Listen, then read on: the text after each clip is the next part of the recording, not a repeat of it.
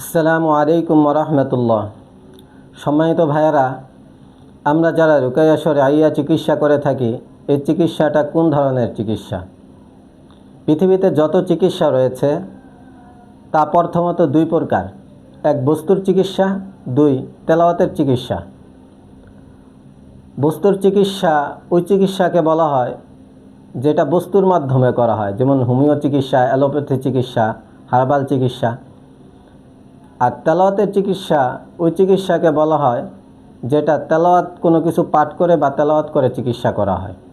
যেমন জিন, জাদু, নজর ইত্যাদিতে আক্রান্ত হলে আমরা চিকিৎসার জন্য গেলে আমাদেরকে কোনো কিছু পাঠ করে বা তেলাওয়াত করে চিকিৎসা করা হয়। এখন আমরা তেলাওয়াতের চিকিৎসাও চিনলাম, বস্তুর চিকিৎসাও চিনলাম। এই তেলাওয়াতের চিকিৎসাটা আবার দুই প্রকার, শরঈ, গায়রে শরঈ। শরীর চিকিৎসা কোনটা? যেটা চার জিনিস পাঠ করা হয়: আল্লাহর নাম, কোরআনের আয়াত, হাদিসে বর্ণিত দোয়া অথবা অন্য যে কোনো দোয়া। এই চার জিনিস পাঠ করে শরঈ পন্থায়, শরঈ পদ্ধতিতে প্রয়োগ করা হয়, তখন যে এই চিকিৎসাটা রুকায়া শরঈয়া হয়।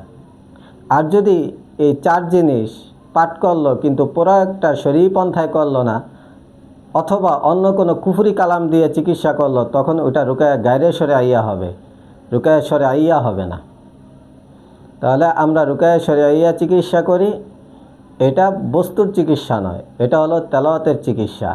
আর শরঈয়া হওয়ার জন্য আমাদের যে পথটা অবলম্বন করতে হয়েছে সেটা হলো আল্লাহর নাম, কোরআনের আয়াত, হাদিসে বর্ণিত দোয়া অথবা অন্য যে কোনো বৈধ দোয়া শরঈ পন্থায় যখন প্রয়োগ করেছি তখন রুকায়া শরঈয়া হয়েছে, অন্যথায় শরঈয়া হবে না।